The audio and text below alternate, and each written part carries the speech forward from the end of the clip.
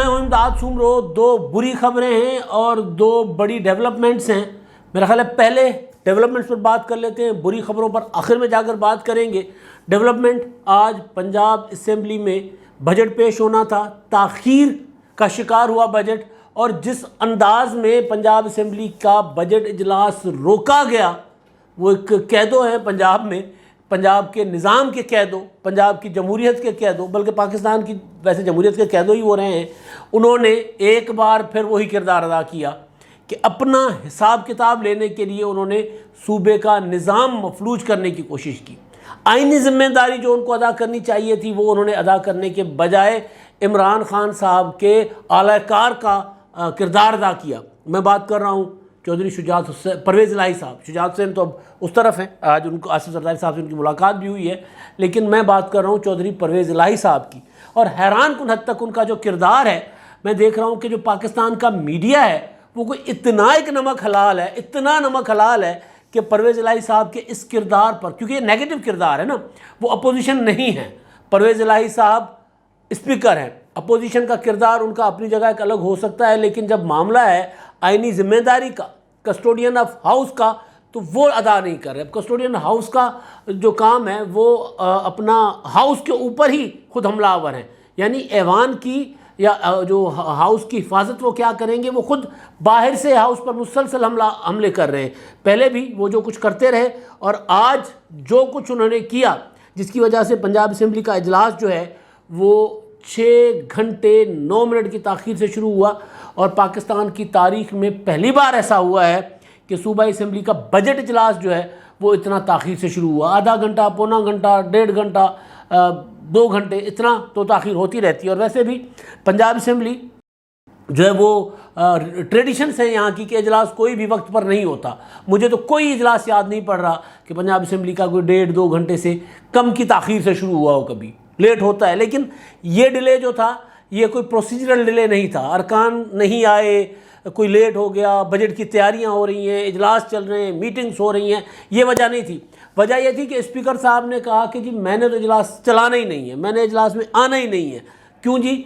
मेरे सामने आईजी और चीफ सेक्रेटरी को पेश करें और मैं उनसे वो होता है ना उठक बैठक, वो करवाऊँ, माफ़ी मांगे आकर, और उसके बाद फिर मैं सोचूंगा कि इजलास होना है नहीं होना। और उससे पहले स्पीकर साहब की सदारत में अपोजिशन की पार्लिमानी पार्टी का इजलास होता है, और ये तस्वीरें, ये वीडियोस स्पीकर साहब का जो ऑफिशियल मीडिया सेल है जो पार्टी का, मुस्लिम लीग कायदे आज़म का, वो जारी करता है। और वो जारी करता है कि जनाब असेंबली में का इजलास जो आज नहीं होने दिया जाएगा जब तक आईजी नहीं आते, जब तक चीफ सेक्रेटरी आकर माफ़ी नहीं मांगते। बिल्कुल आईजी और चीफ सेक्रेटरी ने जो कुछ किया वो उनको जवाबदेह होना चाहिए। ये जमहूरियत है, जमहूरियत के अंदर ये नहीं हो सकता कि बाबू जो हैं वो फैसले करेंगे। लेकिन एक काम जो हुआ था जिसकी बुनियाद पर परवेज़ इलाही साहब ये कर रहे थे, या असेंबली का इजलास रोकने की उन्होंने कोशिश की। अभी भी जब मैं बात कर रहा हूँ तो इस वक्त भी असेंबली का इजलास जब शुरू हुआ है तो वहाँ पर नारेबाजी और शोर शराबा शुरू हो चुका हुआ है। तो वो तो राइट है अपोजिशन का, उस पर किसी किस्म का कोई एतराज़ नहीं है। अनटिल अनलेस कोई वहाँ पर तशद्दुद नहीं होता, इस तरह की चीज़ नहीं की जाती, तो अपोजिशन का राइट है कि वो एहतजाज करें, नारे लगाएं, बजट की तकरीर रोकने की कोशिश करें। ऐवान की कार्रवाई होने के बाद अंदर जो मर्जी हो वो किया जाए। लेकिन ऐवान की कार्रवाई रोकने के लिए स्पीकर ने जो गैर आइनी किरदार अदा किया, इसके लिए मैंने कहा कि परवेज़ इलाही साहब जो है कैदों हैं, कैदों का किरदार अदा कर रहे हैं। और पाकिस्तान का मीडिया जो है, आप देखिए कहीं पर भी आपको परवेज़ इलाही साहब के मुतल्लिक कोई ख़बर इस तरह की नहीं आएगी कि परवेज़ इलाही साहब ये क्या किरदार अदा कर रहे हैं। इस तरह के तबसरे टॉक शोज़ में परवेज़ इलाही साहब पता नहीं। अब मसला ये है कि वो एक चौधरी हाउस जो है, ज़हूरुल्लाह हाउस, वहाँ पर मीडिया को खाबे शाबे खिलाए जाते रहे। मतलब एक होता है ना ताल्लुकदारी, भरम होता है ताल्लुकों का, वो ताल्लुकात का वो उन्होंने बनाए रखा हुआ था। अब वो ताल्लुकात जो मीडिया के साथ या सियासी क़ुव्वतों के साथ उन्होंने बनाए रखा था, वो ताल्लुक उनकी आइनी जिम्मेदारी के आगे वो आ गए, आइनी जिम्मेदारी अदा नहीं कर रहे, उसके आगे हुए वो ताल्लुकात। कोई भी बड़ा एंकर, कोई भी बड़ा सहाफ़ी आपको नज़र नहीं आएगा, या चंद ही होंगे, कुछ ही होंगे जो बात करेंगे। वरना हम अपना यूट्यूब पर जो अपने हम भी हैं तो जर्नलिस्ट ही, लेकिन ज़ाहिर है अब वो मेन स्ट्रीम मीडिया में हम नहीं हैं, तो हम यहाँ पर चौधरी परवेज़ इलाही साहब का वो किरदार जो उन्होंने अप्रैल से अदा करना शुरू किया हुआ है उस पर कोई बात नहीं करता। थोड़ा सा टाइमलाइन में आपको पीछे लेकर जाता हूँ कि परवेज़ इलाही साहब को मैं कह दो क्यों कह रहा हूँ। परवेज़ इलाही साहब ने एक तो तहरीक-ए-एतमाद में वादा किया था अपना उस वक्त की अपोजिशन से कि जी हम पंजाब का वज़ीर आला मुझे बना दें और मैं आपका साथ देता हूँ, इमरान खान को साथ छोड़ देता हूँ। तो उस वक्त मुआहदा भी हो गया, बातचीत हो गई, मिठाइयाँ शिठाइयाँ खिलाई गई। परवेज़ इलाही साहब का राइट था, उन्होंने कहा कि नहीं मैं इमरान खान के साथ जाता हूँ, चले गए इमरान खान साहब के साथ। उस राइट पर उनका सियासी नफ़े नुकसान पर तो बात हो सकती थी, ये नहीं हो सकता था कि परवेज़ इलाही के उस राइट का कोई उस हक से कोई इनराफ किया गया। उन्होंने घाटे का सौदा किया, उनकी मर्ज़ी थी, उन्होंने किया, उनको हक था कि वो घाटे का सौदा करें। उनका हक था कि वो अपने ख़ानदान के अंदर डिवाइड, अपनी पार्टी के अंदर डिवाइड डाले, उनका राइट था। उन्होंने कर दिया, अपना फ़ैसला किया, उन्होंने, उनके साहबजादे ने, उनके भतीजे ने अपना फ़ैसला कर दिया, ये तो उनका राइट था। लेकिन उसके बाद जब वो मुंतखब नहीं हुए, उसके बाद जब उनको नज़र आ गया कि इमरान खान भी नहीं बचे, अब मैं भी नहीं बचूंगा, तो उन्होंने एक तो इमरान खान साहब के उस्मान बुज़दार से रिज़ाइन करवा लिया, पंजाब की हुकूमत ख़त्म करवा दी, इमरान खान साहब से गलत फ़ैसला करवा लिया। ऊपर से जब खुद नहीं मुंतखब हो रहे थे तो पंजाब असम्बली का इजलास ही नहीं होने दे रहे थे। पंजाब असम्बली का इजलास अपना 3 अप्रैल को, 6 अप्रैल को, उसके बाद फिर अदालत से, लाहौर हाई कोर्ट के ऑर्डर से 16 अप्रैल को हुआ और वो इजलास हुआ। डिप्टी स्पीकर ने उसकी सदारत की और उस दिन जो परवेज़ इलाही साहब लश्कर लेकर आए थे, बाहर अगर हमला करवाया था, बाहर से गुजरात से लोग लेकर आए थे और ख़ुद अंदर दाखिल करवा रहे थे। वो जो बाजुओं पर पट्टियाँ बांधने का जो उन्होंने ड्रामा किया था, जिसकी वजह से मैं उनको कैदो कह रहा हूँ, वो जो उन्होंने ड्रामा किया था, वो ड्रामा उन्होंने परवेज़ इलाही साहब ने वो लोगों को अंदर लेकर आए, धक्कम पेल हुई। जब वीडियोस बन गई, उनको पता चल गया कि वो प्राइवेट लोगों को, गुंडों को ऐवान के अंदर दाखिल कर रहे हैं और वो वीडियोस उनको जब मीडिया पर चलनी शुरू हुई तो उन्होंने बचने के लिए खुद अपना ये एक अपना बहाना बनाया, मक्कर किया, ड्रामा किया, अपने बाजू पर पट्टियाँ बंधवा कर रेस्क्यू 112 से जो असेंबली में मौजूद होती हैं और कहा कि जी मेरे ऊपर हमला हुआ है और मेरे बाजू तोड़ दिए गए हैं, मेरे साथ ये हुआ है, हमजा ने हमला करवाया है, मुझे डंडे मारे गए, ये किया गया, वो किया गया। इस तरह की उन्होंने खूबसूरत किस्म का एक ड्रामा किया जो अगले 5 मिनट के बाद फ्लॉप हो गया, क्योंकि सामने चीज़ आ गई थी। फिर अगले दिन उनसे जो मुलाकात करने वाले लोग गए तो पट्टी नहीं थी बाजू पर, एक दिन पट्टी छोटी थी, उसके अगले दिन पट्टी ख़त्म हो गई। ये उन्होंने जो किरदार अदा किया 16 अप्रैल को तक उन्होंने हुकूमत नहीं बनने दी, हुकूमत वज़ीर आला आ गए, हलफ नहीं होने दिया जा रहा था। उसके बाद स्पीकर साहब के ख़िलाफ़, अपने ख़िलाफ़ तहरीक-ए-एतमाद, वो तहरीक-ए-एतमाद उन्होंने तहरीक-ए-एतमाद के चक्कर में इसे ऐवान का इजलास नहीं होने दिया। आप तसव्वुर करें कि पंजाब असम्बली का मामूल का इजलास अब नहीं हो रहा। पंजाब का ऐवान, मुल्क के सबसे बड़े सूबे का ऐवान, स्पीकर साहब की कैदों वाली वो क्या होता है, इंतकाम की वजह से हो नहीं पा रहा, मफलूज है। आज भी बजट का खुसूसी इजलास हो रहा है। उससे पहले 16 अप्रैल को जो इजलास हुआ था, वो इजलास हुआ था वज़ीर आला के इंतखाब के लिए लाहौर हाई कोर्ट के ऑर्डर पर। उसके बाद 22 मई को स्पीकर ने अचानक इजलास बुलाया, संडे था, इतवार का दिन था। वो भी स्पीकर साहब ने इसलिए बुलवाया था क्योंकि उनके खिलाफ जो तहरीक-ए-एतमाद थी, उन्होंने चालाकी के साथ उसको ख़त्म करना था, मुस्तरद करना था। उन्होंने क्या किया कि इजलास बुलाया, इजलास बुलाकर दरवाजे बंद कर दिए। दरवाजे बंद करके, पहले तो इजलास हो नहीं रहा था, फिर दरवाजे बंद करवा कर, अपने लोग अंदर दाखिल करवा कर और अपना पैनल ऑफ चेयर को बिठाकर और अनाउंस करवा दिया कि जी स्पीकर के खिलाफ तहरीक-ए-एतमाद पेश की जाए। तो जो मुहर्रिक थे वो तो बाहर थे, वो दरवाज़ा नॉक कर रहे थे, खटखा रहे थे, दरवाज़ा खटखटा रहे थे कि भी हमें अंदर आने दे, नहीं अंदर आने दिया गया। और फिर उन्होंने कहा कि जिस तहरीक-ए-एतमाद मुस्तरद। तो 22 के बाद 6 जून को इजलास दोबारा बुलाया गया, नहीं होने दिया। परवेज़ इलाही साहब ने वो इजलास फिर आगे कर लिया और अब ज़ाहिर मजबूरी, आइनी मजबूरी है, तहरीक-ए-एतमाद अपना बजट का इजलास। तो आज इजलास होना था 2 बजे, नहीं होने दिया परवेज़ इलाही साहब ने। मुद्दा क्या था, मुतालबा क्या था? वापस चलते हैं 16 अप्रैल को। 16 अप्रैल को, उससे पहले 3 अप्रैल को, उसके बाद 6 अप्रैल को जो कुछ पंजाब असम्बली में होता रहा और ख़ास तौर पर 16 अप्रैल को परवेज़ इलाही साहब ने जो इजलास, जो supreme court, Lahore high court के ऑर्डर पे इजलास करने पर मजबूर हुए थे, उस दौरान परवेज़ इलाही साहब बाहर से लोग लेकर आए थे और हुकूमत ने अदालत को जाकर कहा था, हुकूमत तब नहीं थी, वो अपोजिशन थी, मुस्लिम लीग नून ने अदालत को बताया था कि जी ये बाहर से गुंडे लेकर आ रहे हैं और इजलास होने नहीं दे रहे। तो अदालत ने चीफ सेक्रेटरी और IG पंजाब को ये कहा था कि यकीनी बनाया जाए कि इजलास हो और अंदर सिक्योरिटी लगाई जाए ताकि ऐवान में माहौल भी वो ख़राब ना हो और इजलास पर वो जो कार्रवाई है वज़ीर आला के इंतखाब की वो हो।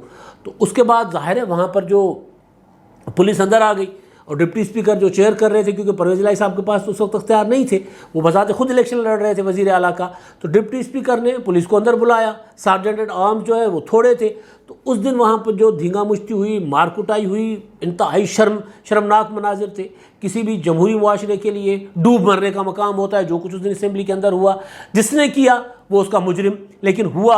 अब परवेज़ इलाही साहब ने कहा कि जी वो आईजी और चीफ सेक्रेटरी जो है वो अंदर पुलिस को लेकर आए थे, वो आए, माफ़ी मांगे और उनको हटाया जाए, और एफआईआर जो हमारे लोगों के ख़िलाफ़ उस इजलास के दौरान जो मामला हुआ था एमपीएस के ख़िलाफ़ जो एफआईआर हुई हैं वो ख़त्म की जाए, वो वापस ली जाए।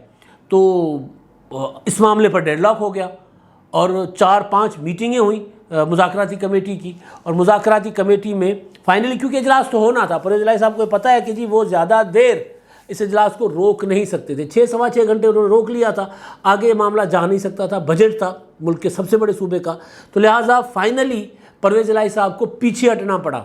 अब ये क्योंकि बड़ा मुतालबा तो परवेज़ इलाही का था ना, वो चेयर कर रहे हैं खुद अपोजिशन के इजलासों को, पार्लियामेंट्री पार्टी के इजलासों को, स्पीकर हैं, और वो कह रहे हैं कि जी आईजी आएंगे, चीफ सेक्रेटरी आएंगे, माफ़ी मांगेंगे, उनको हटाया जाएगा तो इजलास होगा। तो हुआ ये कि और मुकदमात ख़त्म हो गए। तो हुआ ये कि सारा दिन पानी में मदानी चलती रही, सारा दिन कौम को हैजान की कैफियत में मुब्तला किए रखा गया, और फिर फाइनली ये तय हुआ कि जी जो मुकदमात हैं वो ख़त्म करने के लिए कमेटी बनेगी। हुकूमत ने ज़बानी यकीन दहानी कराई कि जी मुकदमात ख़त्म होंगे, और आईजी और चीफ सेक्रेटरी वाले मामले से परवेज़ इलाही साहब जो है विथड्रॉ हुए, उनको बुलाने वाले मामले से, और फिर इजलास की कार्रवाई जो है वो शुरू हुई। और कार्रवाई शुरू हुई तो अभी वो नारेबाजी शारेबाजी चल रही है, वो तो राइट है, मैंने पहले जैसे कहा।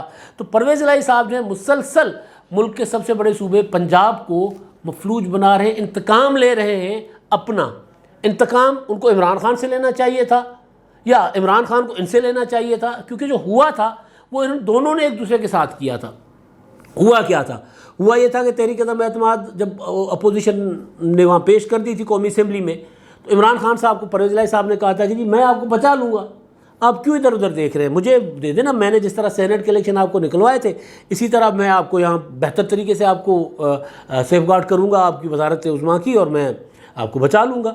बस शर्त यह है कि वज़ीर आला मुझे बना दे। उन्होंने कहा कि जी आप मेरी तहरीक अदम-ए-एतमाद नाकाम बनाएं, मैं वज़ीर आला आपको बना देता हूँ। उन्होंने कहा नहीं, वज़ीर आला अभी रिज़ाइन ले उस्मान बुज़दार से, बुलवा कर बुज़दार से रिज़ाइन करवाया, और रिज़ाइन भी वो टाइप शुदा था, उसमें भी वज़ीर आज़म को मुखातिब किया था बुज़दार साहब ने।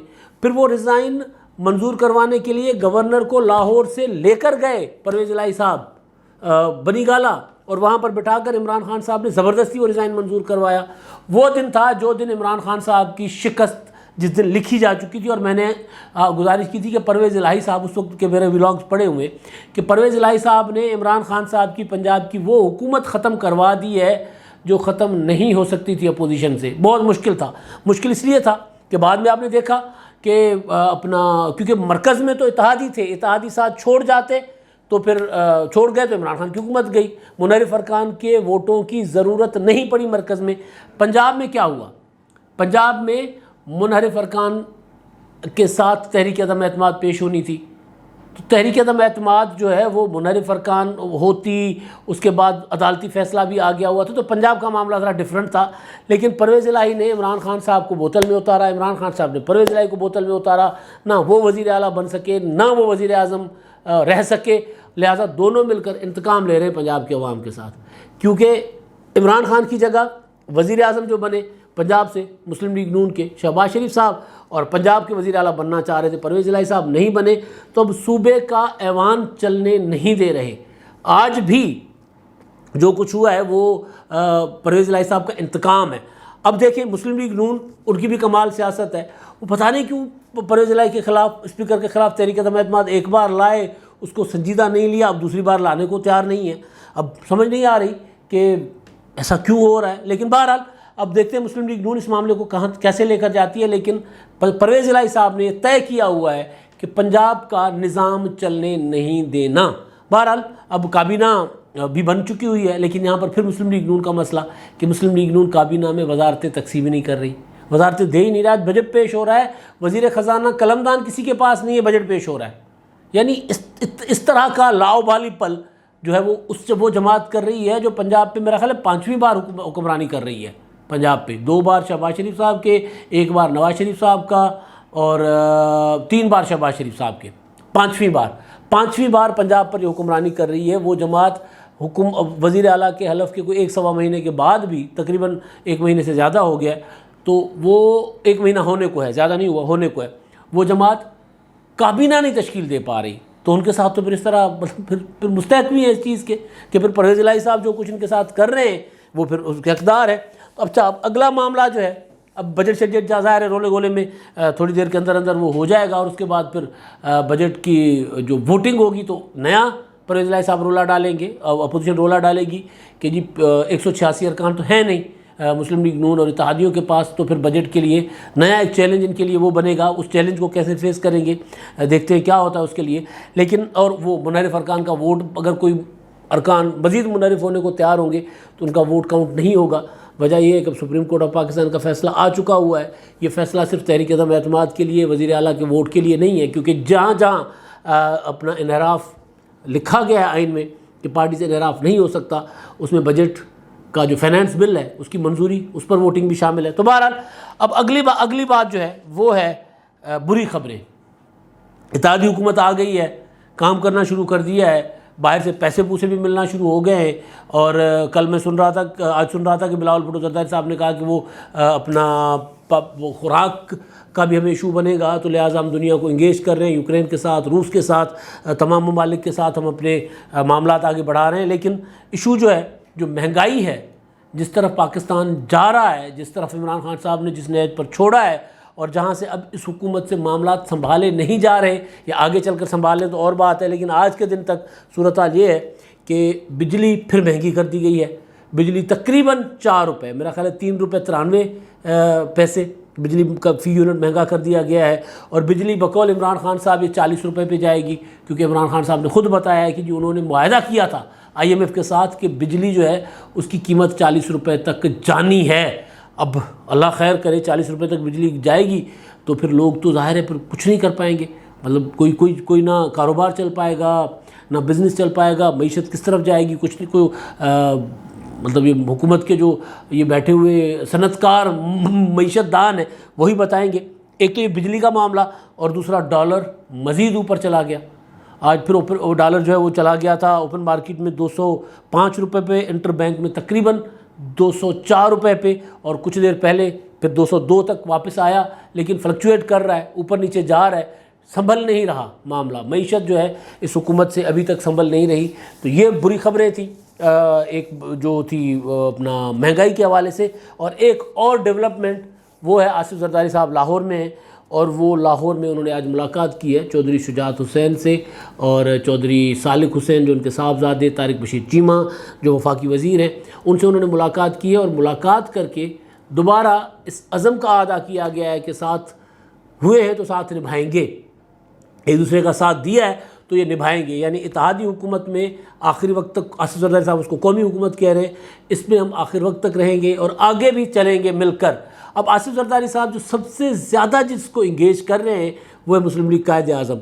कल उनकी मुलाकात तारिक बशीर चीमा साहब से हुई थी, आज वो चौधरी सालिक हुसैन के घर पर चल कर गए, और पता चला कि जी वो इसलिए उनके यहाँ गए थे कि वो उन्होंने मुबारकबाद बाज़ाब्ता नहीं दी थी वफाकी वज़ीर बनने की चौधरी सालिक हुसैन साहब को, तो लिहाजा वो मुबारकबाद देने हैं। हालांकि वो इस्लामाबाद में कई बार चौधरी शुजात हुसैन साहब से उनसे मिल चुके हुए हैं। लिहाजा ये जो चीज़ें हैं, ये सारी मुलाकातें हैं, ये जिस तरफ इत्तेहादी हुकूमत जिस दलदल में फंसी हुई है, ताकि उसमें कोई वो या कश्ती जिस तरह भंवर में फंसी है, कोई उसमें छलांग ना लगा ले। कहीं ऐसा ना हो कि शुजात हुसैन जो है वो या मुस्लिम लीग कायद आज़म किसी की बातों में आकर इत्तेहाद छोड़ दे, क्योंकि ख़ानदान के अंदर रिफ्ट है। तो कहीं ऐसा ना हो कि परवेज़ इलाही की बातों में आकर चौधरी शुजात हुसैन, सालिक हुसैन, तारिक बशीर चीमा वापसी का रास्ता ना पकड़ ले। एक खदशा तो ये मौजूद है ना कि, और बार बार इमरान खान साहब भी कह रहे हैं कि जी ये हुकूमत मज़ीद 2 महीने और 1.5-2 महीने और, शेख रशीद साहब भी कह रहे हैं 45 दिन और। तो ऐसे में तमाम इत्तेहादियों के पास बार बार जाकर उनका जो होता है वो इरादे देखना, उनकी नीयत देखना, उनको जांचना परखना, ये जिम्मेदारी मेरा ख्याल आसिफ जरदारी साहब पर डाली गई है।